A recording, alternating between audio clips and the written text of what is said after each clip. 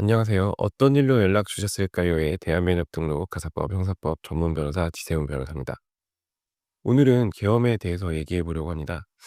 계엄이라는 게 생각보다 정말 큰 일이었는데 너무나도 스무스하게 넘어가는 바람에 이제는 한 달이 좀 지나고 나니까 모두의 기억 속에서 잊혀져 가고 있는 것 같아서 새삼스럽게 이 주제를 다시 꺼내 들었습니다. 아마 대부분의 분들이 계엄령이라는 말을 들으면 역사 교과서나 뉴스 속에서만 접하던 먼 이야기처럼 느끼셨을 겁니다. 저 역시도 그랬습니다. 시험 준비할 때 계엄법 공부하면서도 이 법이 실제로 적용되는 걸 볼 일이 있을까 하는 생각이 들었거든요. 객관식 시험 공부를 할 때는 헌법뿐만 아니라 이런저런 부속 법령들도 함께 공부를 합니다. 국적법이라든지 청원법이라든지 국가배상법, 예산회계법, 정부조직법, 이 사면법 여러 가지 감사원법, 법원조직법 생각이 확 나네요. 근데 이런저런 부속 법령이 있는데 그중에서도 계엄법은 '아 이런 법이 있구나.' 정도로만 보고 넘겼던 기억이 나요. 그러니까 이 부속 법령 공부할 때 계엄법 자체도 책의 되게 뒷부분에 있었던 것 같고 그래서 현실에서 뭐 발동될 일도 없을 것 같고 되게 비현실적으로 느껴졌거든요. 시험 범위니까 일단 보긴 했는데 뭐 깊게 이해하려 하거나 하진 않았던 것 같아요. 근데 이번 계엄 사건을 겪고 나서 계엄법을 천천히 다시 읽어 보니 정말 법조문 하나하나가 무섭더라고요. 갑자기 조문 하나하나가 이렇게 튀어올라서 현실로 확 와닿는데 이게 막상 현실에서 적용될 수 있다고 생각을 하니까 이 법이 얼마나 무시무시한 법인지 제대로 보이기 시작했습니다. 법조문에 계엄사령관이라고 하는 그 글자만 봐도 이제 누군가의 얼굴이 떠오를 정도로 너무나 실감나는 그런 법이 되었어요. 뭐 많이들 인제 계엄 사태가 벌어지고 나서 찾아보셔서 아시겠지만 이제 계엄은 크게 두 가지로 나뉩니다. 비상계엄과 경비계엄. 뭐 이름 자체도 좀 심각해 보이죠. 경비계엄은 말 그대로 치안이 불안정할 때 경찰력만으로는 안 되니까 이제 군대가 좀 도와주는 상황이라고 생각하시면 되겠고 비상계엄은 인제 한술 더 떠 가지고 군이 행정 사법까지 뭐 장악할 수 있는 그런 상태를 말합니다. 자 여기서 인제 중요한 질문. 군대가 이제 갑자기 행정과 사법을 장악하면 법이 제대로 지켜질까요? 군이 행정과 사법까지 장악한다는 건 한마디로 국가 전체가 군대의 지휘 아래에 놓인다는 뜻입니다. 이쯤 되면 뭐 '민주주의, 법치주의 그런 말이 의미가 있을까?' 하는 생각이 들어요. 물론 이제 국회가 계엄 해제를 결의할 수 있는 통제 장치도 마련되어 있습니다. 애초에 이 계엄법의 목적을 보면 이 법은 계엄의 선포와 그 시행 그리고 해제까지 해제 등에 필요한 사항을 정함을 목적으로 한다 이렇게 되어 있고요. 그리고 계엄법 11 조에 이제 계엄의 해제와 관련되어서 자세한 내용이 규정되어 있어요. 뭐 이번에 계엄 선포되고 해제되기까지의 과정을 실시간으로 보신 분들이라면 잠을 못 자고 보신 분들이라면 뭐 이 법조문 내용이 인제 확 와닿으실 건데 근데 이번에는 정말 운이 좋아서 국회가 계엄 해제를 신속하게 결의했지만 만약 인제 국회 결의가 신속하게 이루어지지 않았다면 그다음이 있었을까요? 애초에 계엄을 선포할 정도의 상황이라면 사실상 법이 제대로 지켜지기 어려운 상태라고 봐야 되죠. 그래서 뭐 이번에 계엄 해제가 됐지만 만약에 계엄 해제가 안 됐을 수도 있다는 생각을 해요. 그러니까 계엄 그냥 밀어붙였다면 밀어붙였다고 가정을 했을 때 계엄법에 위반을 했으니까 이거는 부당하다라고 주장을 할 수는 있겠지만 그런 주장을 할 수 있는 상황 자체가 마련이 됐을까요? 그거는 잘 모르겠네요. 이번에는 정말 여러모로 운이 좋았다고 생각을 합니다. 그래서 법이란 뭐 사회 질서와 안정을 유지하기 위한 장치지만 계엄령이 발동될 만큼 국가가 혼란스러운 상황에서는 그 법조차도 힘을 잃기 쉽습니다.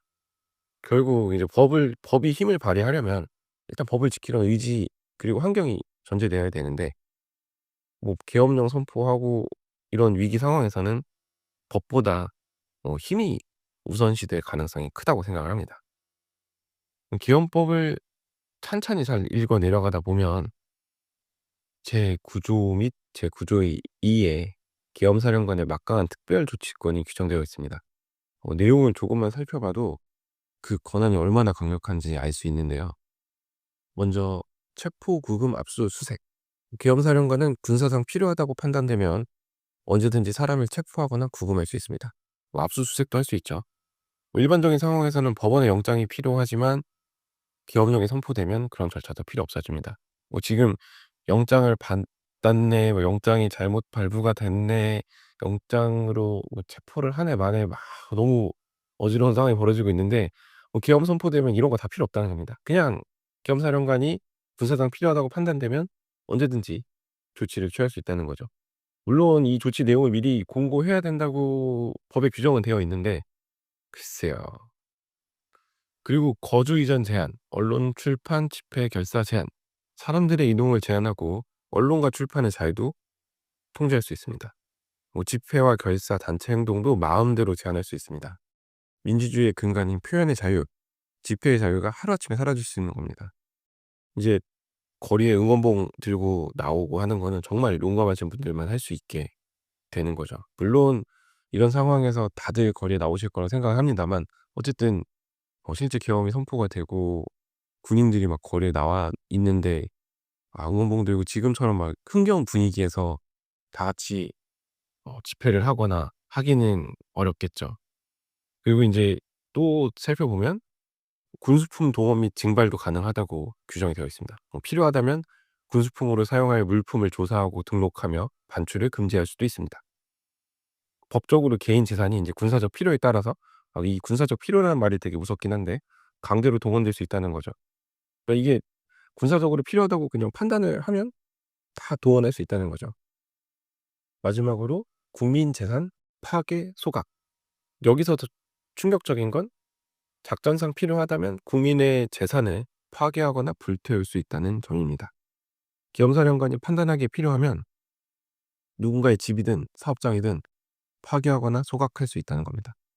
물론 이제 법에는 사유, 지역, 대상 등을 사전에 통보하거나 공고하도록 다 되어 있는데 위기 상황에서 이런 규정이 지켜질까요? 이제 이쯤 되면 이런 생각이 드실 수 있어요. 뭐 그래, 진짜 긴박한 경우에 파괴를 할 수 있다고 해도 그 내 재산을 마음대로 국가가 파괴하면 보상은 해 주나?